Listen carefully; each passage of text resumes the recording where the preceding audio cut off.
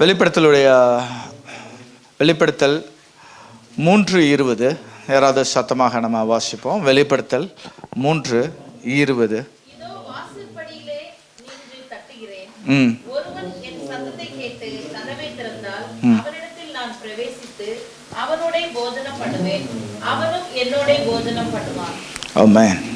இந்த வசனம், இதோ வாசற்படியில் நின்று தட்டுகிறேன், ஒருவன் என் சத்தத்தை கேட்டு கதவை திறந்தால் அவனிடத்தில் நான் பிரவேசித்து அவனோடு போஜனம் பண்ணுவேன், அவனும் என்னோடு போஜனம் பண்ணுவான்.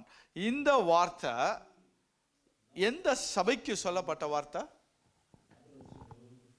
எந்த சபைக்கு? லவோதிக்கியா சபைக்கு சொல்லப்பட்ட. லவோதிக்கியா சபை அப்படிங்கிறது ஆசியாவில் உள்ள 7 சபைகளில் 7வது சபை தான் லவோதிக்கியா சபை. இந்த லவோதிக்கியா சபையில் ஒரு ஸ்பெஷாலிட்டி, ஒரு வித்தியாசமான ஒரு காரியம் நம்ம பார்க்குறோம் அப்படின்னு சொன்னால், 7 சபைகளிலும் ஒரு சபையிலும் ஒரு நன்மை இருக்கும், ஒரு தீமையும் இருக்கும். 2 சபைகளில் தீமை இல்லாமல் நன்மை மட்டுமே இருக்கக்கூடிய 2 சபைகள் உண்டு. அதில் ஒன்று சிமிர்னா, இன்னொன்று பிலதெல்பியா. அப்போ லவோதிக்கியால என்னதான் விசேஷம்னா, நன்மை ஒன்றுமே இல்லாமல் தீமையை மட்டுமே குறிக்கக்கூடிய ஒரு சபைனா அது லவோதிக்கியா சபை. இந்த லவோதிக்கியா சபையில தேவன் எங்க நின்று இதை பேசுறாரா? எங்க நின்று பேசுறாரு? வெளியே நின்று பேசுறாரு. வாசப்படை வெளியே நின்று என்ன செய்கிறாரு? பேசுறாரு. இன்னமும் அவர் என்ன சொல்லிட்டு இருக்கிறாரு? கதவை தட்டி கொண்டு இருக்கிறாரு. எப்ப நீங்க திறக்க போறீங்க? இதுதான் லவோதிக்கியா சபையினுடைய செய்தியில் நம்மளுடைய செய்திக்கு ஆதாரமான வார்த்தைகள். தேவன் இன்னமும் வெளியில நின்றுகிட்டு இருக்கிறாரு. இன்னும் நம்ம வீட்டுக்கு உள்ளாடி என்ன செய்யல? வரல. எத்தனை பேர் அவரை உள்ளாடி வர்றதுக்கு, வரவேற்கிறதுக்கு கதவை திறக்க போறோம்? ஹல்லேலூயா, ஹல்லேலூயா, ஹல்லேலூயா. ஓகே, பார்த்துக்கோங்க, இதுதான் நம்மளுடைய வாசல். என்னோட பேசிக் டவுட்டை கிளியர் பண்ணாதான் நான் அடுத்த ஸ்டெப் போக முடியும்.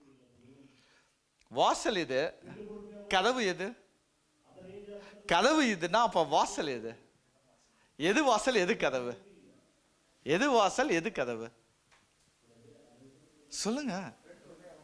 ரெண்டும் ஒண்ணுதான். சூப்பர், ரெண்டுமே ஒண்ணுதான். இந்த வாசல் அப்படிங்கிறது என்ன செய்யறது அப்படின்னா ஒரு என்ட்ரன்ஸ். கதவு அப்படிங்கிறது நார்மலா கதவுங்கிறது இதுதான் கதவு. அப்போ வாசல் அப்படின்னாலும் அதுதான் வாசல், கரெக்டு தான். ஆனால் நிலை எங்கே பொருத்தப்பட்டிருக்குதோ அது வாசல். ஓகேவா? ஒரு ரூமில் எங்கே நிலை இருக்குதோ அது வாசல். அந்த வாசலில் நீங்கள் என்ன செய்யணும்? கதவை போட்டணும். இதுதான். இப்போ வெளியில இருக்கக்கூடிய இயேசு உள்ள வரணும்னா எத்தனை கிலோமீட்டர் நடக்கணும்? இப்போ ஒரு ஸ்டெப்பு வச்சா போதுங்க. கிலோமீட்டர்லாம் இல்லை, ஒரு ஸ்டெப்பு தான். ஒரு ஸ்டெப்பு அவர் உள்ளாடி வச்சா உள்ளாடி வந்துடலாம். ஆனா இன்னமும் அவர் என்ன செய்யறாரு? வெளியில அவரை வெயிட் பண்ண வச்சுக்கிட்டு இருக்கிறோம். அவரும் என்ன செஞ்சுட்டு இருக்கிறாரு? தட்டிக்கிட்டே இருக்கிறாரு. எப்பம்பா நீ திறப்ப, நான் உள்ளாடி வந்தேன்னா உன்னோட நான் என்ன செய்வேன்? போஜனம் பண்ணுவேன், சாப்பிடுவேன். அப்படின்னா என்ன அர்த்தம்? உன்னோட நான் என்ன செய்வேன்? ஒரு ஐக்கியப்படுவேன் அப்படின்னு சொல்லி அவரு என்ன செய்யறாரு? இன்னமும் கதவை தட்டி கொண்டு இருக்கிறார். இதுதான் லவோதிக்கியா சபையில சொல்லக்கூடிய ஒரு வார்த்தை. அப்போ இந்த தேவன் உள்ளாடி வரணும் அப்படின்னு சொன்னா நம்மளோட வாசல் எப்படிதான் இருக்கணும்? கிளியரா இருக்கணும் அப்படின்னு. இப்போ என்னை பிரதர் கூப்பிடுறாங்க, யாரும் தப்பா எடுத்தாதீங்க, ஒரு எக்ஸாம்பிள் தான். கூப்பிடுறாங்க, கூப்பிட்டுக்கிட்டு வீட்டுக்கு முன்னாடி அப்படியே ஜாமானமா வச்சுக்கிட்டா வாங்க பாஸ்டர், வாங்க வாங்க அப்படின்னா நான் எப்படிதான் போவேன்? புரியுது நான் சொல்றது? அப்போ உங்களுடைய வாசல் என்ன செய்யணும்? கிளியரா இருக்கணும். கிளியரா இருந்தா தான் நான் என்ன செய்ய முடியும்? ஈஸியா உள்ளாடி வர முடியும். புரியுது தானே? அப்போ இன்றைக்கு நம்ம பார்க்கக்கூடிய செய்தியினுடைய சாராம்சம் என்னன்னா, ஒரு சில காரியம் தேவன் என்ன செய்யணும்னு நினைக்கிறாரு. உங்களுடைய கதவை நீங்க திறக்க மாட்டீங்கன்னு தெரிஞ்சு போச்சு அவருக்கு. அவரே நான் திறக்கிறேங்கிறாரு. ஆனா உங்களோட வாசல்ல ஒரு சில காரியம் இருக்குது. இந்த காரியம்தான் நான் உள்ளாடி வராம தடை பண்ணுதுங்கிறார்.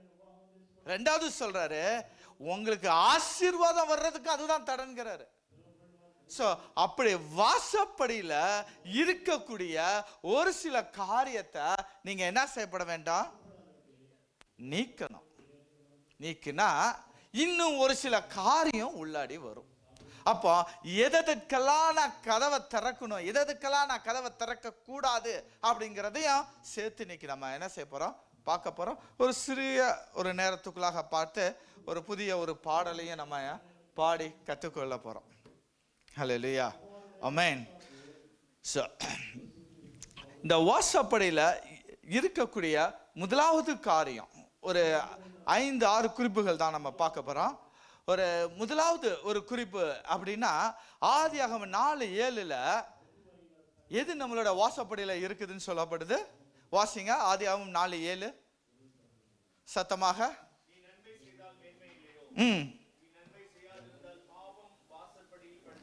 பாவம் வாசப்படியில் படுத்திருக்கும். அப்போ வாசப்படியில் இருக்கக்கூடிய ஒரு காரியம் என்ன அப்படின்னா பாவம். ஓகே, இங்க பாவம் அப்படின்னு சொல்லி எதை சொல்றாரு, பாவம் அப்படின்னு சொல்லி எதை சொல்றாரு? உங்களுக்கு எல்லாத்துக்கும் தெரியும், இந்த கதைகள் தெரியும். என்ன கதை இது? சின்ன பிள்ளைங்களுக்கு தெரியும். ஆபேல் காயின் பலியிட போனாங்க. தேவன் என்ன செஞ்சிட்டாரு, பலிய ஆபேலினுடைய பலிய அங்கீகரித்தார்.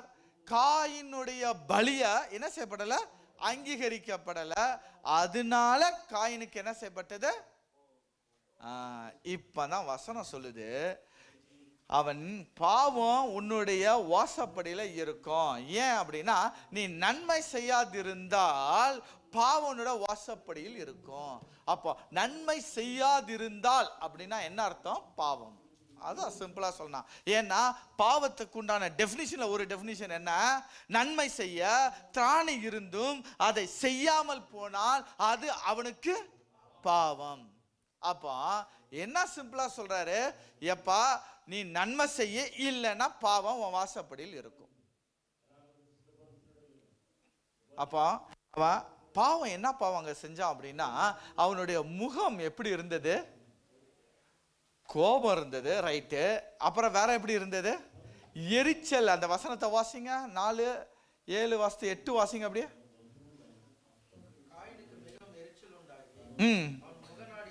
அவன் முக நாடி வேறுபட்டது. எத்தனை வசனம் பிரதர் அது? 5வது வசனம். அப்போ அவனுடைய முக நாடி என்ன செய்யப்பட்டது? எரிச்சல் இருந்தது. இன்றைக்கும் நம்ம எரிச்சல், பொறாமை, இதெல்லாம் நமக்கு என்ன செய்யப்படுது, காணப்படுது. என்னென்னலாம் இருக்கு? கோபம் இருக்கு, எரிச்சல் இருக்கு, பொறாமை இருக்கு, பகை இருக்கு, அன்பு இல்லாம இருக்கு, அவசர புத்தி இருக்கு, நிதானம் இல்லை. இது எல்லாம் இருக்குது. இது எல்லாம் இருக்குமானால் அது என்னது? பாவம். இன்னொரு விதத்துல சொல்லணும் அப்படின்னு சொன்னா காயின் இடத்துல காணப்பட்ட பாவம் சிம்பிளா சொல்லணும் அப்படின்னா தன்னுடைய சகோதரனை தேவன் ஆசீர்வதிக்கும் பொழுது, காணிக்கைகளை ஏற்றுக்கொள்ளும் பொழுது எனக்கு என்ன வரல? சந்தோஷம் வரல. அதுக்கு பதிலா எரிச்சல். அதுக்கு பதிலா எரிச்சல். அப்போ தேவன் சொல்றாரு, உன்னுடைய வாசப்படியில பாவம் இருக்குதுப்பா. ஏன் பாவம் இருக்குது அப்படின்னா சபையில இருந்தாலும் சரி, குடும்பத்துல இருந்தாலும் சரி, வேலை ஸ்தலங்களில் இருந்தாலும் சரி, எங்க இருந்தாலும், ஊழியமா இருந்தாலும் சரி, எங்க இருந்தாலும் தேவன் ஒரு நபரை ஆசீர்வதிக்கும் பொழுது நீ அதை பார்த்து சந்தோஷப்படாம உன்னுடைய முகம் நாடி மாறுமானால், எரிச்சல் உண்டாகுமானால், கோபம் வருமானால் நீ என்ன செஞ்சிட்டு இருக்கிற? பாவம் செய்துட்டு இருக்கிற. இந்த பாவம் எங்க இருக்கா? வாசப்படியில இருக்குது. வாசப்படியில பாவம் இருக்குது. நல்லா பாருங்க, பாவம் கதவை உடைச்சிக்கிட்டு உள்ளாடி வரல. அது என்னதான் செய்யுது? ரொம்ப பொறுமையா, நமக்கு தான் பொறுமை இல்லை, அது ரொம்ப பொறுமையா வெளியிலேயே இருக்கு. எப்போ நீ கதவை திறப்ப, நான் எப்போ வருவேன்னு சொல்லி காத்து கொண்டு இருக்குது பாவம். எத்தனை பேர் நம்ம கதவை திறக்கணுமா வேண்டாமான்னு யோசிக்கிறீங்க? இப்போ ஒரு சில விஷயத்துக்கு என்ன செய்யணும்? நோ சொல்ல. எங்க ஒரு சில விஷயத்துக்கு நோ சொல்லணும். இதான் நம்ம பார்த்தோம். எதுல பார்த்தோம்? யாக்கோபு திரும்ப யாரால் எழுந்திருப்பான்ங்கிறதுல பார்த்தோம். அதே மாதிரி ஒரு சில விஷயத்துக்கு நம்ம என்ன செஞ்சிடக்கூடாது? கதவை திறந்துடக்கூடாது. திறக்க வேண்டிய இடத்துல மட்டும்தான் கதவை திறக்கணும். அவர் திறக்கலாம், ஆனா நீங்க என்ன செஞ்சிடக்கூடாது? திறந்துடக்கூடாது. அப்படி திறந்தீங்கன்னா வராத நபரெல்லாம் உள்ளாடி வருவாங்க, செய்யாத காரியத்தெல்லாம் செய்வாங்க. நமக்கு அது ஒரு ஆசீர்வாத தடையா இருக்கும். ஹல்லேலூயா, ஹல்லேலூயா. அப்போ தேவன் சொல்றாரு, நீ என்ன செய்ய வேண்டும் அப்படின்னா, உன்னுடைய குடும்பத்துல உன்னுடைய சகோதரனை நீ என்ன செய்யணும்? நேசிக்கணும். எத்தனை பேர் பக்கத்தில் இருக்கவங்களை பார்த்துட்டு இப்போ பிரைஸ் தி லார்ட் பிரதர் சொன்னீங்களா? எல்லாரும் சிஸ்டர்ஸ்லாம் சொன்னீங்களா பிரைஸ் தி லார்ட் சிஸ்டர்னு? அப்போ அவங்க உங்களுடைய குடும்பக்காரர் இல்லை, ஆனால் அவருக்கு உங்க சகோதரர் கிறிஸ்துவுக்குள்ளாக. அப்போ உங்களுடைய ஒரு சகோதரர் ஒரு ஊழியத்திலேயோ ஒரு வேலையிலேயோ முன்னேறும் பொழுது உங்களுக்கு என்ன செஞ்சிடக்கூடாது? வந்துடக்கூடாது. வாசிங்க 1 யோவான் 2வது அதிகாரம் 9-11 வரைய வாசித்தீங்க அப்படின்னு சொன்னா, சகோதரரை பகைக்கிறவன் இருளில என்ன செய்யறான்? நடக்கிறவனா இருக்கிறான். அப்போ நம்ம என்ன செஞ்சிடக்கூடாது?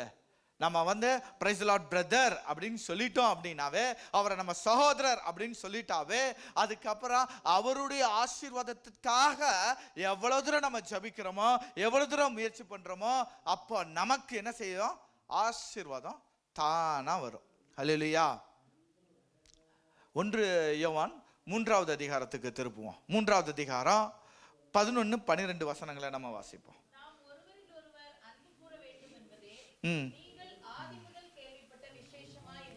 இந்த அன்பு கூற வேண்டும்ங்கிற விஷயம்தான் ஆதி முதல். அதனால தான் நம்ம அந்த 7 சபைகளை குறித்து வாசிக்கும் பொழுது தேவன் சொல்றாரு, ஆதியில கொண்ட அன்பை நீ என்ன செஞ்சிட்ட? வெட்டிட்ட. ஏன் பிலதெல்பியா சபையை மட்டும் எந்த ஒரு தீமையும் செய்யாத ஒரு நன்மை செய்த சபை அப்படின்னா, அந்த பிலதெல்பியா சபைக்கு என்ன அர்த்தம் அப்படின்னா, சகோதர ஸ்நேகம்னு அர்த்தம், பிரதர்ஹுட். அப்போ உன்னுடைய சகோதரனை ஃபர்ஸ்ட் நீ என்ன செய்யணும்? அன்பு கூறணும். உன் சகோதரன் மேல நீ அன்பு கூறலைன்னா, காண்கிற உன் சகோதரன் மேல நீ அன்பு கூறலைன்னா, காணாத தேவனிடத்துல நீ என்ன செய்ய முடியாது? அன்பு கூற முடியாது. ஹல்லேலூயா. அதனால தான் அவர் சொல்றாரு, ஃபர்ஸ்ட் உன்னுடைய குடும்பம் சகோதரர்கள் எல்லாம் இவங்க அன்பு கூறு. அதுக்கப்புறம் நீ செகண்ட் என்ன செய்ய? ஃபர்ஸ்ட் நீ என்ன செய்ய? ஹரிசாண்டலா இருக்கக்கூடிய லைனை கிளியர் பண்ணு, அதுக்கப்புறம் வெர்டிக்கலுக்கு நீ போ. ஹல்லேலூயா, ஹல்லேலூயா, ஆமென். அப்போ பாவம் இங்க அப்படின்னாவே என்னதான் சொல்லப்படுது? நீங்க பிறரை பார்த்து பொறாமப்படாதீங்க, எரிச்சல் படாதீங்க அப்படிங்கிறதா இங்க பாவம் அப்படின்னு சொல்லப்படுது. இந்த கேரக்டர் உடனே வந்துருமா அப்படின்னு கேட்டா உடனே வருது. காயின் அந்த காணிக்கையில தேவன் என்னோட காணிக்கை அங்கீகரிக்கல, என்னோட சகோதரனை காணிக்கை அங்கீகரிச்சாச்சுட்டான் அப்படின்னு சொல்லிக்கிட்டு உடனே அவன் கொலை பண்றான் அப்படின்னு சொன்னா, அவனுக்குள்ளாக ஏற்கனவே இது என்ன செஞ்சிருக்கோம்? கொஞ்சம் கொஞ்சம் கொஞ்சம் கொஞ்சமா வளர்ந்துருக்கும். சடனா வராது இல்ல, சடனா வராது அப்படின்னா. அப்போ ஏற்கனவே கொஞ்சம் கொஞ்சமா என்ன செஞ்சிருப்பாரு? ஹார்லிக்ஸ் போன்விட்டான்னு தீனி போட்டு என்ன செஞ்சிருப்பாரு? வளர்த்துருப்பாரு அப்படின்னா. ஸோ நல்லா பார்த்துக்கணும், நம்மளுடைய இதுவும் சரி, பாவம் என்ன செய்யப்படுமா? படுத்திருக்கோம், வெளியில படுத்திருக்கிற அந்த பாவத்துக்கு நம்ம என்ன செஞ்சிடக்கூடாது? அப்பப்ப லைட்டா கதவை திறந்து ஃபீட் பண்ணிக்கிட்டே இருக்கக்கூடாது. நான் எதை சொல்றேன் ஃபீட் பண்றேன்ட்டு? பொறாம, அன்பு இல்லாமை, எரிச்சல், கோபம் அப்படின்னு சொல்லி ஃபுல்லா நீங்க கதவை திறக்கல, எனக்கு தெரியும், ஃபுல்லா கதவை திறக்கல, ஆனாலும் கொஞ்சம் அப்படி திறந்து அப்பப்ப அதுக்கு என்ன செஞ்சுட்டு இருக்கிறீங்க? ஃபீட் பண்ணிக்கிட்டு இருக்கிறீங்க. இன்னைக்கு சொல்லுங்க, இன்னும் தேவனுடைய சமூகத்துல, தேவனே கர்த்தாவே, இனி நான் என்ன செய்யப்பட மாட்டேன், காயினுடைய ஆவியாகிய பாவம் இனி என்னுடைய வாசப்படியில் என்ன செய்யக்கூடாது? இருக்கக்கூடாது. எல்லாரும் உங்களுடைய கரத்தை உங்களுடைய மனசுலயோ தலையிலையோ வைத்து எல்லாரும் ஒரு தடவை சொல்லுங்க, தேவனே என்னுடைய வாழ்க்கையில என்னுடைய வாசப்படியில படுத்திருக்கிற பாவத்துக்கு இனி நான் தீனி போடாதபடி அந்த பாவத்தை என்னோட வாசப்படியில இருந்து என்ன செய்யுங்க? எடுத்து போடுங்கப்பா அப்படின்னு சொல்லி ஜெபம். ஆமென். நிச்சயமாக தேவன் என்ன செய்வாரு? எடுத்து போடுவா. அப்போ இன்னையிலிருந்து யார் பிறர் ஆசீர்வதிக்கப்படுறாங்களோ அவங்கள பார்த்து நம்ம சந்தோஷமா என்ன செய்யலாம், கையை கொடுத்து அவங்கள விஷ் பண்ணலாம். இதுதாங்க நல்ல கேரக்டர்.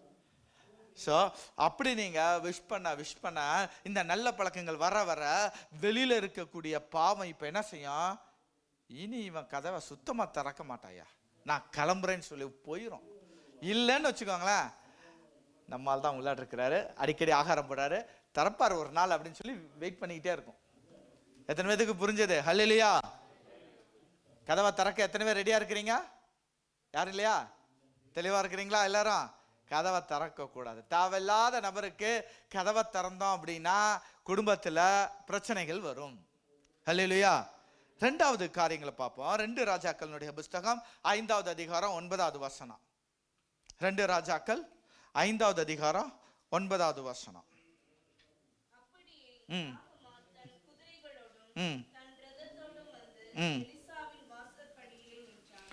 நாகமான் அடுத்தபடியாக வாசப்படியில் நின்ற இன்னொரு ஒரு சம்பவம் என்னது? நாகமான். எல்லாருக்கும் இந்த கதைகள் தெரியும். எல்லாத்துக்கும் இந்த கதைகள் என்ன செய்யும் தெரியும். நாகமான் இப்ப என்ன செய்யறாரு? நாகமான் எலிசா இடத்துல வராரு. எலிசா இடத்துல வந்து என்ன செய்யறாரு? குஷ்டத்துக்காக பேசுறாரு. அவரு என்ன செய்யறாரு? நீ போய் என்ன செய்ய, யோர்தான்ல போய் 7 தடவை முங்குன்னு சொன்ன உடனே அவருடைய முகம் என்ன செஞ்சுதான்? அவருக்கு என்னாச்சா? கோபம் வந்துச்சு. தெளிவா அந்த வசனம் இருக்கும். கோபம் வந்துச்சு அவருக்கு. ரைட், விட்டுருவான். ஏற்கனவே நம்ம கோபத்தை பார்த்தாச்சு, கோபத்தின் ஆவியை பார்த்தாச்சு. ஓகே, அடுத்ததா இவர் போய் என்ன செய்யறாரு? யோர்தான்ல 7 தடவை முங்கி எழுந்த பிறகு அவரோட சரீரெல்லாம் மாறிடுச்சு. அவரோட குஷ்டம் என்ன செஞ்சிருச்சு? மாறிடுச்சு. இப்போ அவர் என்ன செய்யறாரு? மறுபடியும் வராரு. எங்க? எலிசாவினுடைய வாசற்படிக்கு மறுபடியும் வராரு. வந்து என்ன கொண்டு வராரு? பொன் பொருள் எல்லாத்தையும் கொண்டு வராரு. கொண்டு வந்த உடனே எலிசா என்ன செஞ்சிட்டாரு? வேண்டான்னு சொல்லிட்டாரு. எல்லாரும் வேலை செய்கிறோம். நம்மளோட கம்பெனியோடைய ஒரு பாலிசி இருக்கும், இன்ட்ரெஸ்ட் ஆஃப் கான்ஃப்ளிக்ட் அப்படின்னு சொல்லி ஒரு டாபிக் படிச்சிருப்பீங்க. கிஃப்ட் யார் கொடுத்தாலும் என்ன செஞ்சிடக்கூடாது? வாங்கக்கூடாது. ஏன்? நான் நினைக்கிறேன் இதெல்லாம் எங்கேருந்து எடுத்திருப்பாங்க? இது மாதிரி பைபிள்ல இருந்து எடுத்திருப்பாங்க. ஸோ என்ன செஞ்சிடக்கூடாது? நம்ம உழைக்காத எந்த ஒரு கிஃப்டையும் நம்ம என்ன செஞ்சிடக்கூடாது? வாங்கிடக்கூடாது. ரைட். இப்போ இந்த கிஃப்ட் வந்துருச்சு. கிஃப்ட் வந்தோடனே அவர் வாங்கிட்டாரா? வாங்கலை, என்னை ரெஃப்யூஸ் பண்ணிட்டாரு. ரெஃப்யூஸ் பண்ணி போயிட்டு இருக்கும் போதே திருப்பி யார் பின்னாடி ஓடுறா? இப்போ கேயாசி. யாருங்க இந்த கேயாசி? கேயாசி யாரு அப்படின்னா எலிசாவுக்கு அடுத்தபடி நல்லா பார்த்துக்கணும், எலியாவை காட்டில எலிசா பெரியாளு. ஏன் அப்படின்னா எலியாவுக்கு 1 பங்கு ஆசீர்வாதம்னா எலிசாவுக்கு 2 பங்கு ஆசீர்வாதம். எலிசாவுக்கு 2 பங்கு ஆசீர்வாதம்னா எலிசா கூட இருந்த கேயாசி தான் அடுத்த பெரியாளு அப்படின்னா. ஆனா பாருங்க, இந்த கேயாசி இப்போ எலிசா விட்டு எங்க ஓடுறாரு? ஓடுறாரு மூச்சு வாங்க ஓடி போய் கிஃப்டா கொடுங்க, யானும் கிஃப்டா வாங்க போயிட்டாரு. இன்றைக்கு நிறைய தடவை நம்ம என்ன செஞ்சிடறோம்? தேவனுடைய சமூகத்திலேயே இருந்து தேவ பிள்ளையாகவே இருந்து இருக்கணும்னு வாஞ்சிக்கிறோம். ஆனா சில நேரங்கள்ல நம்ம தேவ சமூகத்தை விட்டுக்கிட்டு எங்க செஞ்சிடறோம்? பொருளுக்கு பின்னாடி உலக ஆசை. இதை வேதாம் என்ன சொல்லுதுன்னா லௌகீக இச்சைக்கு என்ன செய்யறோம்? ஓடி நம்ம தான் போறோம். அது வரல, நல்லா புரிஞ்சுக்கணும். அது வரல, நம்ம தான் ஓடி போறோம். ஓடி போய் என்ன செஞ்சுக்கிறோம்? ரொம்ப இன்ட்ரெஸ்டடா வாங்கிக்கிறோம். அப்போ லௌகீக இச்சை. கேயாசி தேவ சமூகத்தை விட்டு லௌகீக காரியத்துக்காக ஓடுனதுனால என்ன ஆயிடுச்சு? இப்போ தேவனுடைய அபிஷேகத்தை இழந்துட்டாரு. இப்போ எலிசா என்ன சொல்லிட்டாரு? நாகமான் கிட்ட இப்பந்தான் நாகமான் தந்து போச்சு அந்த குஷ்டம். அந்த குஷ்டம் நீ கிஃப்டை மட்டும் நானே வாங்கினா சேர்ந்து குஷ்டத்தையும் இப்போ வாங்கிக்கோ. நல்ல ஆண்டவர்ல, நல்ல ஆண்டவர்ல. கிஃப்ட் நீ ஆசைப்பட்ட கிஃப்ட் ஓகே, நான் சொல்றேன் 1 வாங்கினா 1 ஃப்ரீப்பா, வாங்கிக்கோ குஷ்டத்தையும் அப்படின்னு சொல்லி இப்போ என்ன செஞ்சாச்சு? குஷ்டத்தையும் கொடுத்தாச்சு. இன்னைக்கு நம்மள நிறைய பேர் என்ன செஞ்சாங்கன்னா நம்மளோட வாசப்படியில கேயாசின் ஆவி என்ன செஞ்சிட்டு இருக்கு? இருக்கு. கேயாசின் ஆவி இருக்குது. நம்ம நாகமானுடைய ஆவியும் கேயாசினுடைய ஆவியும் சேர்ந்த ஒரு ஆவி இருக்கு. நம்ம என்ன செஞ்சிடறோம், பல முறையில அடிக்கடி கதவை என்ன செஞ்சிடறோம், திறந்து திறந்து அவங்கள என்கரேஜ் பண்ணிட்டு இருக்கிறோம். ஆவியானவர் சொல்லக்கூடிய காரியம், நீ கேயாசினுடைய ஆவியும் நாகமானுடைய ஆவியும் சேர்ந்து இருக்குதுப்பா. கோபம் மட்டும் இல்லை, கீழ்ப்படியாமையும் அவங்கிட்ட இருக்குது, கீழ்ப்படியாமையும் இருக்குது. தேவன் என்ன செய்யல, உங்ககிட்ட பலிகளை எதிர்பார்க்கல, பலியை எதிர்பார்க்கல, அவர் கீழ்ப்படிதலை எதிர்பார்க்கிறாரு. ஸோ உங்ககிட்ட நாகமானுடைய ஆவியும் இருக்கு, உங்ககிட்ட கேயாசினுடைய ஆவியும் இருக்கு. லௌகீக இச்சைகளுக்கு பின்னாடி ஓடி அலையக்கூடிய ஒரு ஆவியும் இருக்கு. ஆவியானவர் சொல்லுகிறாரு, இன்றைக்கு வாசப்படியில படுத்து இருக்கக்கூடிய இந்த கேயாசினுடைய ஆவியும் இந்த நாகமானுடைய ஆவியும் நீ என்ன செய்யப்பட வேண்டாம், துரத்த வேண்டும். அல்லேலூயா. நீ அது பின்னாடி ஓடாத, துரத்தி விட. உன் வீட்டில இருந்து நீ துரத்தி விடணும். இல்ல அப்படின்னு சொன்னா என்ன செய்யாது, போகாது.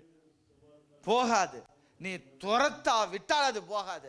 இன்றைக்கு தேவனுடைய சமூகத்துல தேவனுடைய அபிஷேகத்துக்குள்ளாக இருக்கணும்னு நினைக்கிற நீனே உன் வாசப்படியில இருக்கக்கூடிய கேயாசின் ஆவியும் நாகமானுடைய ஆவியும் நீ என்ன செய்யப்பட வேண்டாம், துரத்தணும். இப்ப சொல்லுங்க தேவன் இடத்துல, கர்த்தாவே என் வாசப்படியில இருக்கக்கூடிய நாகமானுடைய ஆவியும் கேயாசினுடைய ஆவியும் கீழ்ப்படியாமையும் லௌகீக இச்சைகளும் என் வீட்டை விட்டு எடுத்து போடுங்க, என் வாசப்படியில இருந்து எடுத்து போடுங்கன்னு சொல்றோம். அல்லேலூயா. நம்ம நினைச்சறோம் ஒரு சில நேரத்துல இந்த நித்தியமான காரியத்தை விட்டுக்கிட்டு அநித்தியமான காரியத்துக்கு என்ன செஞ்சிடறான், சில நேரத்துல ஓடிடுறான். சில நேரத்தில் கேட்டால் சொல்லிடுறான், இதுதான் ஃபேஷன். என்னது, இதுதான் ஃபேஷன். போயிடுறான். நான் ட்ரெஸ்ஸை மட்டும் சொல்லலை, மேக்கப்பை மட்டும் சொல்லலை, நம்ம லைஃப் ஸ்டைலையே சேர்த்து சொல்கிறேன். போயிடுறான். இன்னைக்கு எதெல்லாம் உங்களுக்கு ஃபேஷன் தெரியுதோ, இன்னும் ஒரு வருஷம் இல்லை ஒரு வாரம் இல்லை ஒரு மாதம் அவுட் ஆஃப் ஃபேஷனாக போயிடும் அதெல்லாம்.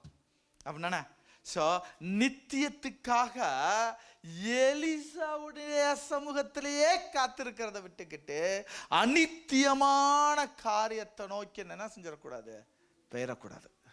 போனீங்க அப்படின்னா அதுதான் கேயாசினுடைய ஆவி. ஹல்லேலூயா.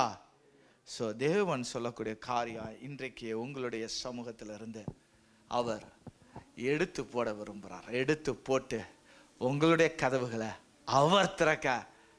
ஏன்னா மாஸ்டருக்கு உங்ககிட்ட மட்டும் இல்லை, அவர்கிட்டையும் இருக்கு ஒரு மாஸ்டருக்கு. ஹல்லேலூயா, ஹல்லேலூயா.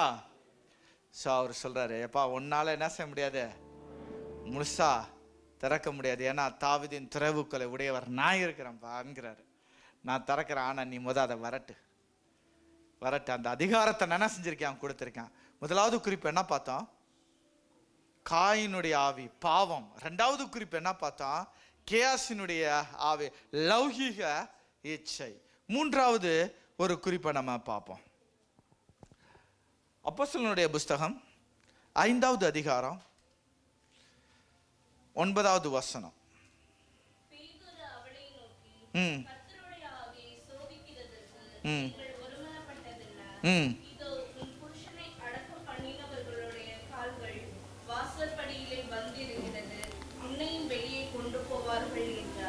இங்க வாசப்படியில் அப்போஸ்தலர் 5வது அதிகாரம் 9வது வசனம் என்ன சொல்லுது? இப்போ இங்க வாசப்படியில் யார் இருக்கிறா? ஒரு கூட்டம் இருக்குது. இந்த கூட்டம் எதுக்கு கூட்டிட்டு போக வந்திருக்கு? சரி, இந்த சம்பவம் எல்லாத்துக்கும் தெரியும் நினைக்கிறான். அனனியா சப்பிரால் நல்ல ஒரு பேர். சொல்லும் போதே என்ன சொல்றாங்க, மிஸ்டர் அனனியா அப்படின்னு சொல்லாம அனனியா சப்பிரால். புருஷனையும் மனைவியும் சேர்த்தே சொல்லப்படுது. அதளவுக்கு ஒரு ஒற்றுமை பாருங்க. அவங்களும் ஒற்றுமை தான். தப்பு பண்ணினாலும் சேர்ந்தே பண்ணுவான். ஏன்னா கல்யாண சமயத்தில் சொல்லியிருக்கிறோம், எந்த சூழ்நிலையில நான் அவங்கள விட்டு பிரிய மாட்டேன் அப்படின்ட்டு. அதனால அந்த சூழ்நிலை இங்கே வேண்டாம், நமக்கு வேண்டாது.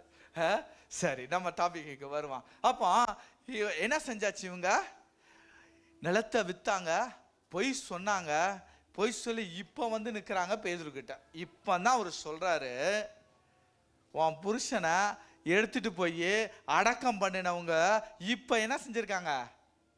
வாசப்படியில் வந்து நிற்கிறாங்க. இப்போ அடுத்ததா உன்னையும் கூட்டிட்டு போவாங்க. எதுக்கு? நீயும் மறிச்சு போவ. என்ன காரணம்? பண ஆசை. பண ஆசை. நல்லா புரிஞ்சுக்கணும். இந்த இடத்துல தெளிவுபடுத்திக்கிறேன் நான். பணம் தேவை, பணம் தேவை, பண ஆசை தேவையில்லை. வித்தியாசம் ரெண்டுத்துக்கும் புரிய நினைக்கிறேன். பணம் நமக்கு தேவைதான், ஆனா பண ஆசை நமக்கு தேவையில்லை. ஓகேவா? அப்போ மூன்றாவது நம்மளோட வாசப்படியில வந்து நமக்காக காத்துக்கிட்டு இருக்குது, நம்மளை கீழே தள்ளும்படியாக காத்து இருக்கக்கூடிய மூன்றாவது என்ன அப்படின்னா பண ஆசை. பணம் அல்ல, பண ஆசை. பணம் நமக்கு தேவைதான், ஆனா பண ஆசை. இந்த பண ஆசையை குறித்து அதிகமா பவுலும் சொல்றாரு. எல்லாத்துக்கும் காரணம் இந்த பணம் தான், இது வேர் அப்படிங்கிறாரு. ஏன் அப்படி சொல்றாருன்னு தெரியுமா? இந்த பண ஆசை என்ன செஞ்சிடும் அப்படின்னா அமைதலான, இந்த பண ஆசைக்கு ஒரு டெஃபினிஷன் வச்சுக்கோங்க ஞாபகத்தில். பண ஆசைங்கிறவே அமைதலான ஒரு விக்கிரகம், அமைதலான விக்கிரகம். இதை நம்ம சரியான அளவுக்கு எடுக்கணும். அதிகமாக எடுத்துட்டோன்னா என்ன செஞ்சிடும்? விக்கிரகமாக மாறிடும். அப்போ நம்மளுடைய தேவைக்கு சரிதான், ஆனால் அதுக்கும் மீறி, அதான் பண ஆசை அப்படிங்கிறாரு. பண ஆசை, மணி லவர்ஸ்.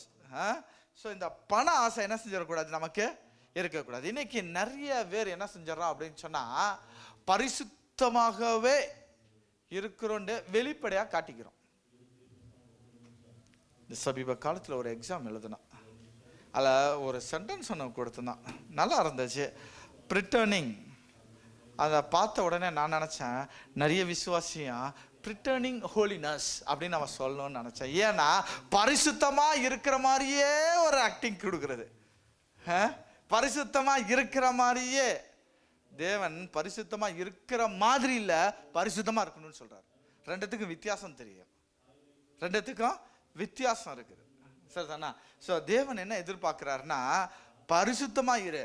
நீனு பண ஆசைய வளர விட்டுட்ட அப்படின்னா, பண ஆசை வளர விட்டேன்னா பரிசுத்தம் எடுபட்டு போகும். ஹல்லேலூயா.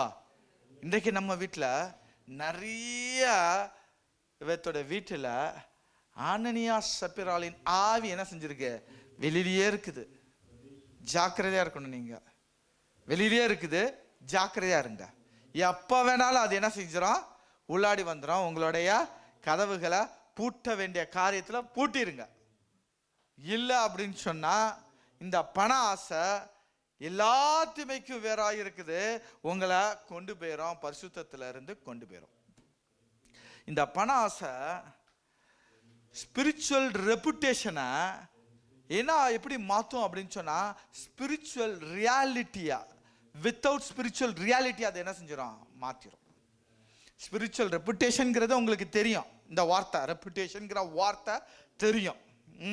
இதை எப்படி மாற்றிடும் அப்படின்னா, ஸ்பிரிச்சுவல் ரியாலிட்டியா இல்லாமல் ப்ரிட்டர்னிங் பண்ணுறதுக்கு மாற்றிடும் உங்களை.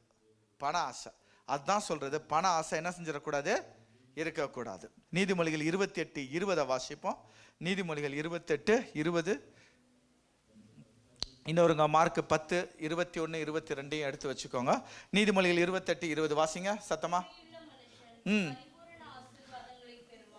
நிறுத்துவோம். உண்மையுள்ள மனுஷன் பரிபூரண ஆசீர்வாதங்களை பெறுவான். அடுத்தது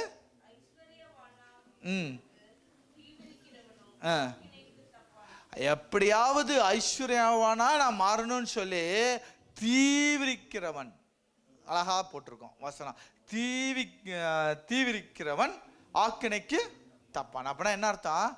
இவனால மீண்டு வர்றதுக்கு சான்ஸ் இல்லை, இவன் விழுந்தாச்சு.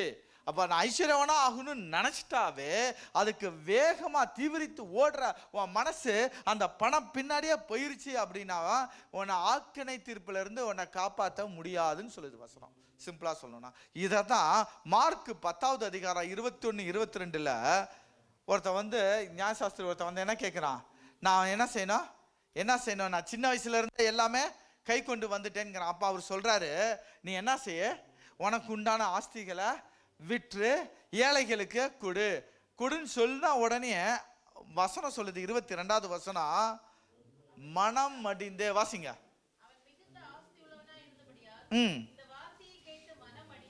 ஒன்று மனம் அடிந்து, 2 துக்கம். 1 மனம் மடிந்து, 2 துக்கம். அப்படியே 24வது வசனம் பார்த்தீங்கன்னா தேவன் சொல்றாரு, இயேசு கிறிஸ்து சொல்றாரு, இது அரிது. எவன் ஒருவன் ஐஸ்வர்யத்தின் மேலும் ஆஸ்தியின் மேலும் அனனியா சபிரால் போல பணத்தின் மேல கவனம் நீ வைக்கிற அப்படின்னு சொன்னா நீ பரலோக ராஜ்யம் போவது அழகா இருக்கும். ஐஸ்வர்யத்தின் மேல் நம்பிக்கையா இருக்கிறவர்கள் தேவனுடைய ராஜ்யத்தில் பிரவேசிக்கிறது எவ்வளவு அரிதா இருக்கிறது. அப்போ பரலோக ராஜ்யம் என்ன செஞ்சிடாது, பணம் கொண்டு போயிடாது. அப்போ இன்றைக்கு 3வது குறிப்பா நம்ம என்ன பார்க்கிறோம், நம்மளுடைய வீட்டு வாசப்படியிலையும் அனனியா சப்பிராளனுடைய பண ஆசையாகிய ஆவி என்ன செய்யப்பட்டிருக்கு, வீட்டுக்கு வெளியில இருக்கு. நம்மளை கொண்டு போகணுமா, வேண்டாம். அப்போ நம்ம என்ன செய்யப்பட வேண்டாம், தேவனுடைய சமூகத்தில் இப்போ நம்ம சொல்றோம், கர்த்தாவே நீங்க என்ன செய்யுங்க, பண ஆசையாகிய அனனியா சப்பிரியாளின் ஆவி எங்களுடைய வீட்டு வாசப்படியிலிருந்து எடுத்து போடுங்கப்பா.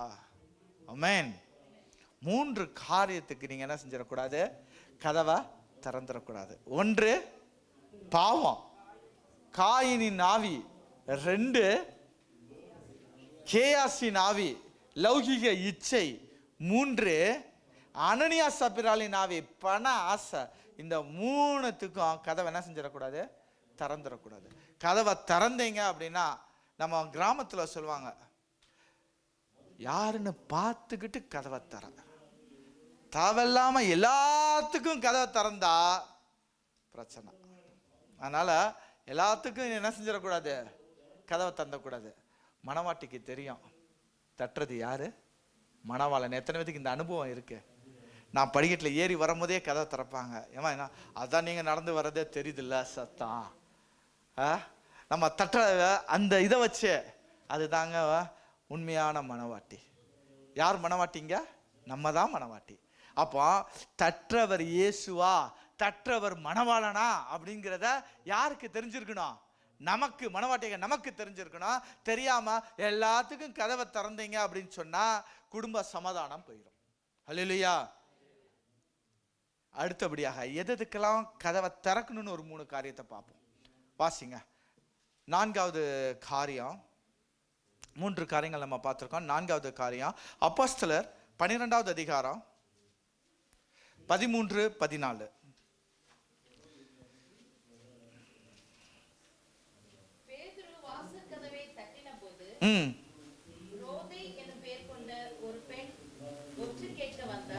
தொடர்ந்து வாசிங்க.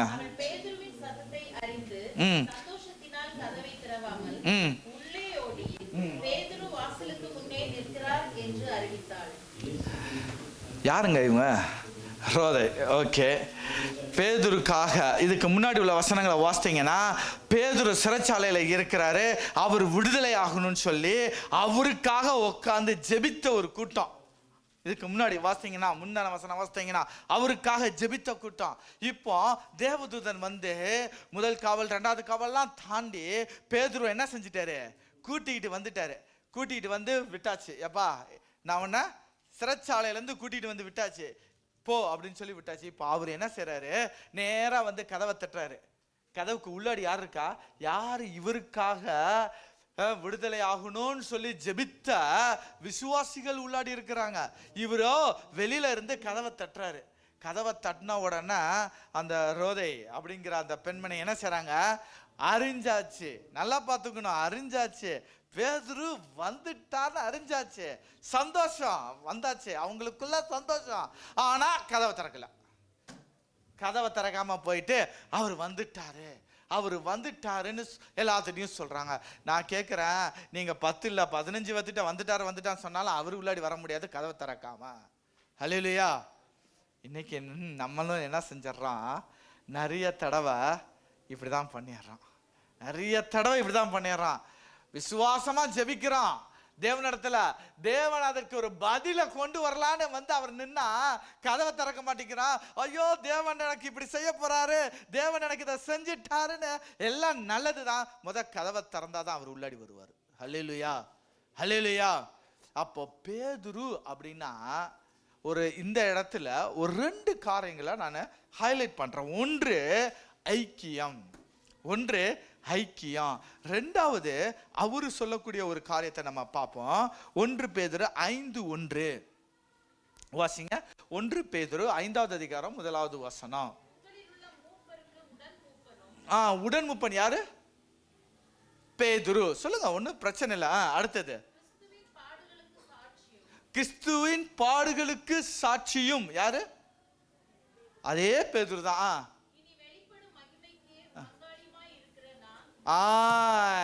அவரு உபத்திரவப்பட்டார்ல கிறிஸ்து, அதுக்கு சாட்சியா இருக்கக்கூடிய உடன் பங்காளியா நான். அப்படின்னா என்ன அர்த்தம்? நான் அவருடைய பாடுகளுக்கு உடன் பங்காளின்னு அர்த்தம். அப்போ பேதுரு அப்படின்னா ஒன்று ஐக்கியமா இருந்தாலும் இன்னொன்னு பாடு அனுபவிப்பது. யாருங்க இந்த பேதுரு? இந்த பேதுரை பத்தி ஒரு விஷயத்தை மட்டும் ஹைலைட் பண்றேன். மத்தேயு 16வது அதிகாரத்துல இயேசு கிறிஸ்து கேட்கிறாரு, எப்பா என்ன குறித்து எலியான்னு சொல்றாங்க, சரி அதை சொல்றாங்க, எரேமியா சொல்றாங்க, நீ என்ன நினைக்கிற? உன்னதமான தேவனுடைய குமாரன் அப்படிங்கிறாரு. அவர் பாராட்டுறாரு. குட், எக்ஸலண்ட், உன்னோட பதில் சூப்பர்ப்பா. ஆனா இது நீ சொல்லலப்பா, நீ சொல்லல, மாமிசமும் ரத்தமும் இதை உனக்கு வெளிப்படுத்தல, உன்னதமான தேவன் உனக்கு என்ன செஞ்சாரு? வெளிப்படுத்தினா. அப்ரிசியேட் பண்றாரு. பண்ணி முடிச்ச உடனே சொல்றாரு, பாதாளத்தின் வாசல்கள் மேற்கொள்வதில்லை. ஓகே, எல்லாம் முடிச்சுக்கிட்டு நான் இப்போ எங்க செய்யணும்? எருசலேமுக்கு போகணும், வேத பாத்திரங்களா நான் பிடிக்கப்படணும், நான் உபத்திரவப்படணும், நான் மரிக்கணும் அப்படின்னு சொன்ன உடனே பேதுரு, இது நடக்க கூடாது, நோ நோ நோ நோ, இது நடக்க கூடாது, இந்த உபத்திரம் உமக்கு வேண்டாம் அப்படிங்கிற உடனே கிறிஸ்து என்ன சொல்றாரு? திரும்பி ஏங்க, உபத்திரவத்தை பார்த்து பயந்தாலு, உபத்திரவப்படக்கூடாதுன்னு நினைச்சாலு இப்போ சொல்றாரு, அவருடைய உபத்திரவத்திற்கு நான் பங்காளி. எப்போ? இயேசுவோடு கூட இருக்கும்போது தெரியல, ஆனா இயேசு உயிர் தெழுந்த பிறகு இப்ப சொல்றாரு, எந்த இயேசு நீங்க சிலுவையில அறைந்தீங்களோ அந்த இயேசு நாமத்துல சொல்றேன், பொண்ணு இல்ல பொருள் இல்ல, எழுந்து நட. ஹல்லேலூயா. நம்மளும் நிறைய தடவை அப்படிதாங்க, இயேசுவோட இருப்போம், ஆனா அவரை சரியா புரிஞ்சுக்க மாட்டோம். இங்க அவர் சொல்றாரு, உபத்திரவத்தின் பங்காளி. நம்ம நினைச்சோம் நிறைய தடவை, தேவன் எனக்கு ஏன் இந்த உபத்திரவம் கொடுத்தாரு, ஏன் எனக்கு இந்த உபத்திரவம் கொடுத்தாரு, ஏன் எனக்கு இது நடந்துச்சுன்னு சொல்லி நம்ம என்ன செஞ்சிடறோம்? நினைச்சிடறோம். ஆனா தேவன் அதற்கு பதிலை கொண்டு வந்து நிற்கிறாரு. எப்பா, நான் பதிலும் வச்சிருக்கேன், உன் சூழ்நிலைய மாத்துறதுக்கு நான் வந்திருக்கேன்பான்ட்டு. ஆனா நம்ம ஐயோ இயேசு வந்துட்டான்னு சொல்லிக்கிட்டு கதவை திறக்காமையே புலம்பிட்டு இருக்கிறோம். இங்க பாருங்க எனக்கு இப்படி ஆயிடுச்சு, இங்க பாருங்க எனக்கு இப்படி ஆயிடுச்சு, என் வாழ்க்கையில் இப்படி ஆயிடுச்சு, எனக்கு இதாயிருச்சு. புலம்பக்கூடியவங்களுக்கு தான் சொல்றேன் நான், புலம்பாதீங்க, இனி புலம்பாதீங்க. நீங்க செய்ய வேண்டியது என்ன? தரங்க உபத்திரவம். தேவதாசன், தேவனுடைய வார்த்தை, தேவனுடைய பதில் உங்களுக்கு வாசப்படியில் இருக்குது அப்படின்னு சொன்னா அதை திறக்க ஆரம்பிங்க. அதை விட்டுக்கிட்டு ஐயோன்னு சொல்லிக்கிட்டு நம்ம சொல்லிக்கிட்டு இருக்கிறதுல பிரச்சனை, யூஸ் இல்லை. ஓகே, இன்னும் ஒரு காரியங்களை நம்ம பார்ப்போம். எதற்கு நான் கதவை திறக்கணும் அப்படின்னு கேட்டா, எதற்கு நான் கதவை திறக்கணும் நம்ம 4வதாக நம்ம பார்க்குறோம். தேவனுடைய பதிலுக்கும் தேவதாசனுக்கும் உபத்திரவத்துக்கும் ஐக்கியத்துக்கும் கதவை திறக்குங்க. ஹல்லேலூயா. இதுக்கு நீங்க கதவை திறங்க. தேவன் சொல்றாரு, உபத்திரவப்பட்டது நான் நல்லது. சந்தேகம் இல்லாம ஒரு சில நேரத்தில் பதில் வரும். ஒரு அடிக்கடி சொல்லக்கூடிய பழைய எக்ஸாம்பிள் தான். ஆபிரகாம்கிட்ட கடவுள் சொல்லும் பொழுது அவர் உடனே என்ன செஞ்சாரு, சரிப்பான்னு சொல்லி எடுத்துட்டு போயிட்டாரு. அந்த இடத்துல நம்மளா இருந்தா என்ன செஞ்சிருப்பான், தேவன் நல்லா கொடுத்தாரு, அவர் எப்படி கேட்டிருப்பாரு, என் காது சரியா கேட்கலன்னு சொல்லியிருந்திருப்பான். ஒரு சில நேரத்தில் தேவ பதில் வரும் பொழுது சந்தேகமே இல்லாம அந்த பதிலை என்ன செய்யணும், நீங்க ஏற்றுக்கொள்ளணும். கதவை திறக்கணும்னு சொல்றோம். அப்ப எதற்கு நீங்க கதவை திறக்கணும்? தேவதாசன், தேவ ஜனம், தேவனுடைய பதில் வரும் பொழுது உங்களுடைய வாசல் கதவை திறங்க. அவர் வாசப்படியில் நிற்கிறார், திறங்க. லவோதிக்கேயா சபை திறக்கலங்க, இன்றைக்கு நீங்கள் நானும் திறக்கிறதுக்கு ரெடியா இருக்கணும். ஹல்லேலூயா. அப்போ நான்காவது காரியத்தை நம்ம பார்த்தோம். ஐந்தாவது ஒரு காரியத்தை நம்ம பார்ப்போம். யாக்கோபு 5:9. நான்காவது காரியத்தை என்ன பார்த்தோம்? தேவ பதில் வரும் பொழுது நீங்க என்ன செய்யுங்க, கதவை திறங்க. தேவ தாசன் பதிலை கொண்டு வரும்பொழுது கதவை திறங்குங்கிறது தான். ஸோ கதவை திறக்கக்கூடியதுல ரெண்டாவது யாக்கோபு 5:9.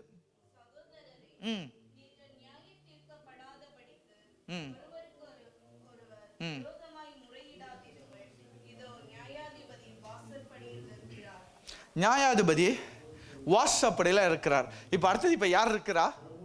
நியாயாதிபதி இருக்கிறார் வாசப்படியில. நியாயாதிபதினா யாரு? இந்த இடத்துல யாரை குறித்து பேசப்படுது அப்படின்னா, ஆவியானவரை குறித்து பேசப்படுது. பாவத்தை குறித்தும் நீதியை குறித்தும் நியாய தீர்ப்பை குறித்தும் உணர்த்தக்கூடியவர் ஆவியானவர். இந்த ஆவியானவர் தான் என்ன செய்றாரு, இது பாவம்பா, இது பாவம் இல்லைன்னு சொல்லி உங்களை கைட் பண்ணக்கூடியவர். இப்ப அவர் வந்திருக்கிறாரு. நம்ம என்ன செய்யறது இல்ல, கதவை திறக்கிறது இல்ல. ஆவியானவருக்கு நீங்க என்ன செய்யப்பட வேண்டாம், கதவை திறக்கணும். அதுதான் முக்கியம். அப்ப ஆவியானவர் உணர்த்தும் பொழுது நீங்க செல்ஃப் எக்ஸாமின் பண்ணணும். அடுத்த வாரம், அதனால தான் நான் சொன்னது, அடுத்த வாரம் நமக்கு திருவிருந்து இருக்குன்னா இந்த வாரத்துல இருந்தே நீங்க என்ன செய்யணும், உங்களை பரிசோதனை பண்ணுங்க. மெடிக்கல் செக்அப் போறீங்கல்ல, என்னுடைய சரீரம் சரியா இருக்கா அப்படின்னு சொல்லி மந்த்லி ஒன்ஸ் மெடிக்கல் செக்அப் போறோம்ல. எதுக்கு போறோம்? ஒருவேளை ஏதாவது குறைவா இருக்குமானால், சரியில்லாம இருக்குமானால், சுகவீனம் இருக்குமானால் அதை சரி செஞ்சுக்கணுங்க. டேப்லெட்டை வாங்கிக்குவோம். போறீங்கல்ல, அப்படின்னா மாமிசத்துக்குரிய சரீரத்துக்கே இவ்வளோ செய்யறீங்க அப்படின்னா ஆவிக்குரிய காரியத்துல நீங்க என்ன செய்யணும், செல்ஃப் எக்ஸாமின் பண்ணணும் திருவிருந்துக்கு வர்றதுக்கு முன்னாடி. அதனால்தான் 1 கொரிந்தியரில் வாசிக்கிறோம், இப்படி செய்யாம தான் நிறைய பேர் என்ன செஞ்சாங்க, மரணத்தையும் பார்த்தார்கள், அழிந்து போனார்கள். இதை நீங்க செல்ஃப் எக்ஸாமின் பண்ணி எடுத்தீங்கன்னா ஜீவன், பண்ணாம எடுத்தீங்கன்னா மரணம். எத்தனை பேருக்கு புரியுது? ஹல்லேலூயா. அப்போ ஆவியானவர் நமக்கு சொல்லும் பொழுது நம்ம என்ன செஞ்சிடணும், சொல்லிடணும். ரெண்டாவது, இந்த ஆவியானவர் ஒரு சில காரியத்தை உணர்த்துவாரு. உணர்த்தும் பொழுது நீங்க என்ன செய்யணும், கேட்டுக்கணும். உணர்த்தும் போது நீங்க கேட்டுக்கணும். நம்ம நார்மலா என்ன செஞ்சிடறோம் அப்படின்னா, அவர் எனக்கு சொல்லக்கூடிய விஷயத்த நான் கேட்க மாட்டேன், ஆனா அதே விஷயத்த பிரதர் ஆவியானவர் சொன்னார், நீங்க ஏன் அப்படி இருக்கிறீங்க, அடுத்தவங்களுக்கு நம்ம என்ன செஞ்சிருவோம், அட்வைஸ் பண்ணிடுவோம், அடுத்தவங்களை எக்ஸாமின் பண்ணுவோம். ஆனா நம்மளை நம்ம என்ன செய்ய மாட்டோம், பார்க்க மாட்டோம். அதனால தான் மத்தேயுல சொல்றாரு, நீ என்ன செய்ய, நீ குற்றவாளி என தீர்க்கப்படாதபடிக்கு பிறரை என்ன செஞ்சிடாத, குற்றவாளியா தீர்த்துறாத. ரெண்டாவது சொல்றாரு, உன் கண்ணுல இருக்கிற உத்திரத்தை நீ எடுத்துக்கிட்டு பின்னாடி அடுத்தவங்க கண்ணில் இருக்கிறத பாராப்பா. ஆவியானவர் நீ வாசப்படையில வந்து நிற்கும் பொழுது நீங்க அவருக்கு கதவை திறந்தீங்கன்னா தான் அவர் உங்களுக்குள்ள வந்து நீங்க என்ன செய்யணும், யார் செய்யணும்னு போதித்து வழி நடத்துவார். ஹல்லேலூயா. போகணும்ல, பரலோகராஜ்யம் போகணும்ல, போகணும்னா அவரை என்ன செய்யணும், நம்ம அலோ பண்ணி தான் ஆகணும். அடுத்தபடியாக கடைசியாக ஒரு காரியத்தை நான் சொல்லி முடிக்க விரும்புகிறேன். 6வது மத்தேயு 24:32-33.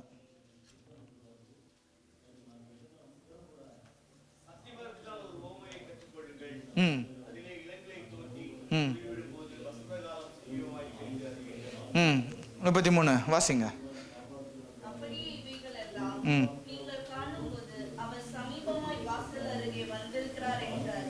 இப்போ யாரை குறித்து பேசப்படுது, இயேசுவின் வருகையை குறித்து பேசப்படுது. இப்போ எங்க இருக்கிறாரு, சமீபமாய் வாசல் அருகே நிற்கிறாரு. வாசல் அருகே நின்றுக்கிட்டு தான் லவோதிக்கேயா திருச்சபைக்கு சொல்றாரு, எப்பா கதவை என்ன செய்யுங்க, தரங்க. கதவை திறங்க. இப்போ நம்ம இயேசு கிறிஸ்துவுக்கு நம்ம அவரோடு மனவாட்டியாகிய நாம் அவரோடு போகணும் அப்படின்னு சொன்னா நம்ம என்ன செய்யப்படணும்? கதவை திறக்கணும். கதவை திறக்கல அப்படின்னு சொன்னா என்ன செய்ய முடியாது? போக முடியாது. அப்போ கதவை திறக்க கூடாத காரியம் ஒரு 3 காரியத்தை பார்த்தோம். கதவை திறக்கக்கூடிய ஒரு 3 காரியத்தை பார்த்தோம். இன்னும் கதவை திறக்கக்கூடிய சம்பவங்கள் எடுத்தீங்கன்னா நிறைய இருக்குது. ஓகே, இதோட தொடர்ச்சி நம்ம நாளைக்கும் பேசுவோம். அப்போ கதவை திறக்கக்கூடிய ஒரு 3 காரியங்கள் என்ன அப்படின்னா, இயேசு கிறிஸ்துக்கு கதவை திறங்க, ஆவியானவருக்கு கதவை திறங்க, தேவ மனுஷனுக்கு கதவை திறங்க. அப்படி திறக்கும் பொழுது நிச்சயம் உங்களை நீங்களே ஆயத்தப்படுத்துவீங்க. தேவன் வரும் பொழுது அவர் அப்போ சொல்வார், நீ இங்கே கதவை திறந்த இல்ல, மனுஷனுக்கு முன்பதாக நீ கதவை திறந்தாச்சு இல்ல, நீ பரலோக ராஜ்யத்துக்கு வரும்போது நான் உனக்கு என்ன வச்சிருப்பேன்? திறந்த வாசலை வைத்திருப்பேன். திறந்த வாசலை திறந்து வச்சு வெல்கம் பண்ணுவாருங்க உங்களை. என்னையா எத்தனை பேர் அந்த நல்ல தருணத்துக்காக காத்துக்கிட்டு இருக்கிறோம்? ஹல்லேலூயா. அவர் லவோதிக்கா சபையில தட்ட அவங்க திறக்கல. ஏன்னா அதுக்கு முன்னாடி வாசித்தீங்க அப்படின்னு சொன்னா தங்களுடைய அவமானங்கள், நிர்வாணிகள் என்று அது அழகா வந்திருக்கான், அவங்களுக்கு தெரியல. ஸோ அது மாதிரி நம்ம இருந்துடக்கூடாது. அது மாதிரி இருந்துடக்கூடாது. நம்ம என்ன செய்யணும்? ஆவியானவரை உள்ளாடி அலோவ் பண்ணுனாவே, ஃபஸ்ட்டு தேவ ஊழியனை உள்ளாடி அலோவ் பண்ணீங்கன்னாவே ஆவியானவரை உள்ளாடி அலோவ் பண்ணிடுவீங்க. ஆவியானவரை உள்ளாடி அலோவ் பண்ணீங்கன்னாவே மணவாளனுக்காகவும் கதவை திறப்பீங்க. கதவை திறந்தீங்கன்னா நீங்கள் எங்கே போவீங்க? மணவாளனோடு போவீங்க. திறந்த வாசலை தேவன் உங்களுக்காக வைத்திருக்கிறார். அவர் ஒரு தடவை திறந்துட்டார்னா வேற யாரும் என்ன செய்ய முடியாது? பூட்ட முடியாதுங்க. அவர் பூட்டிட்டா திறக்க முடியாது. ஒரு காரியத்தை மட்டும் சொல்றேன், இது இன்னைக்குள்ள மெசேஜுக்கு உண்டான காரியங்கள் இல்லை, இருந்தாலும் ஆவியானவர் சொல்றாரு. அவர் விஷயம், கதவை எப்போ பூட்டுவாங்கன்னு தெரியுமா? நம்ம நினைச்சுக்கிறோம் அவர் பூட்டிட்டாருன்னா அவர் தரக்கூடாதுன்னு நினைச்சிட்டாருன்னா தரமாட்டாரியா? அப்படி அர்த்தம் அல்ல. பூட்டுதல் அப்படிங்கிறது ஒரு சின்ன எக்ஸாம்பிள் சொல்றேன். நான் இப்போ பிரதரோட வீட்டுக்கு போறேன். நான் போன உடனே 2 காரியத்துக்காக பிரதர் டக்குன்னு எல்லாத்தையும் பூட்டுவார். கதவெல்லாம் அந்த ரூம் கதவை சாத்து, இந்த ரூம் கதை சாத்து. ஏன்? ஒன்று இம்பார்ட்டன்ட் திங்ஸ் இருக்கும், கோல்டு பிஸ்கட்டா அடிக்க வச்சிருப்பாரு அவரு. ஓகேவா? சரி, அது ஒரு பாதுகாப்பு. அப்போ கதவு பூட்டப்படுதுன்னா நம்மளை பாதுகாக்கிறதுக்குங்க. ஹல்லேலூயா, ஹல்லேலூயா. 2வது காரியம், இன்னும் நான் ஆயத்தப்படலை, வெளியில வருவதுக்கு இன்னும் நான் ஆயத்தப்படலை. அதனால டக்குன்னு சாத்துவாங்க. பிரதர் வெயிட் பண்ணுங்க, வந்துடுறேன். ஏன் ஆயத்தப்படலை? தேவன் என்ன காரியத்துக்காக கதவை பூட்டியிருக்கிறான்னு எனக்கு தெரியல. ஆனா ஆயத்தப்படுங்க.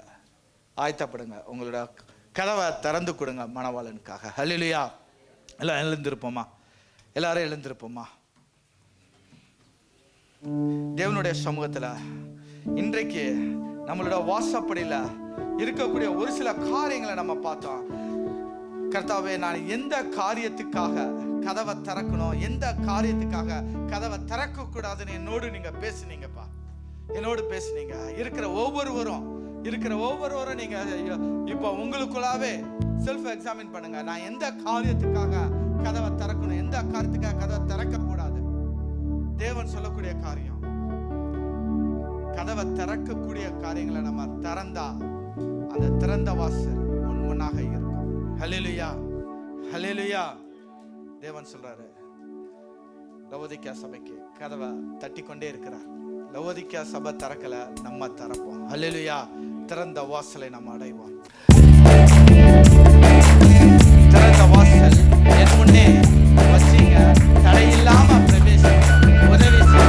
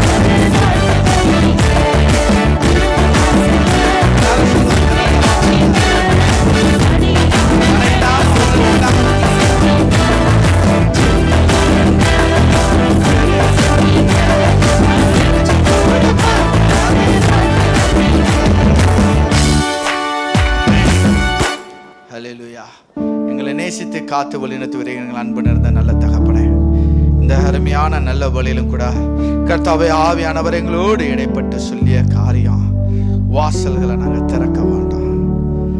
நீர் தட்டி கொண்டு இருக்கிற வாசல்களை நாங்கள் திறக்க வேண்டாம்ப்பா.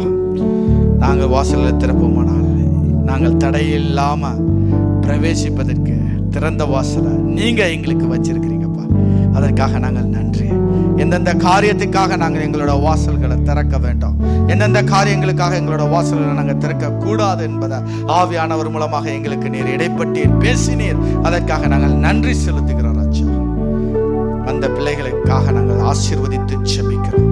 வர தடைப்பட்ட பிள்ளைகளை வருகிற நாட்களை கூட்டி சேருங்க. உங்களுடைய நாம மகிமைப்படும்படியாக பரிசுத்தம் மட்டுமே எங்களுடைய ஜீவியமாக பிள்ளைகளோட வாழ்க்கையில நீங்க எழுதுங்கப்பா. இன்றைக்கு கேட்ட செய்தி அடுத்த வாரம் வரும் வரைக்கும் அது எங்களை பலப்படுத்தட்டும். நாங்கள் அதை அசைப்படும்படியாக, அதையே நாங்கள் சிந்திக்கும்படியாக, நாங்களா எங்களை உய்த்து ஆராயும்படியாக, நாங்கள் கம்யூனியனுக்கு வர்றதுக்கு முன்பதாக எங்களுடைய வாழ்க்கையை நாங்கள் சீர்திருத்தி பார்க்கும்படியாக இந்த செய்தியானது இருக்கட்டும்ப்பா. எந்தெந்த காரியங்கள் எல்லாம் நாங்கள் விழுந்தோமோ, விழுந்த காரியத்தில் எங்களை நீங்க தூக்கிடுங்கப்பா. நாங்கள் நினைச்சு கூட பார்க்காத ஒரு கிருபை நீர் எங்களுக்கு கொடுத்தீங்களே, அதற்காக நாங்கள் நன்றி செலுத்துகிறோம். இன்னும் ஒரு முறை எங்களுக்கு இறங்கும். எங்களோட வாழ்க்கை உமக்கு நேராக திருப்ப கிருபை செய்யுங்க. எங்களுடைய சிறு பிள்ளைகளுக்காக ஜெபிக்கிறோம், வாலிபர்களுக்காக ஜெபிக்கிறோம், முதியோர்களுக்காக ஜெபிக்கிறோம் ராஜா. கர்த்தாவே பிள்ளைகளுடைய படிப்புகளும், கர்த்தாவே ஒவ்வொரு பிள்ளைகளோட தேவைகளும், திருமணங்களும், படிப்புகளும், வேலை காரியங்களிலும் எங்களுடைய பிள்ளைகள் ஜெயமெடுக்க நீர் கிருபை செய்யுங்க. உம்முடைய நாம மாத்திரம் மகிமைப்படட்டும் கர்த்தாவே. எங்கள் மூலமாக உம்முடைய நாம மகிமைப்படட்டும் ராஜா. வழி நடத்தும் பொறுப்பேற்றுக்கொள்ளும் அன்பர் இயேசு கிறிஸ்து மூலம் எங்களுடைய ஜெபத்தை ஏறெடுக்கிற எங்கள் அன்பு நிறைந்த நல்ல தகப்பனே, ஆமென்.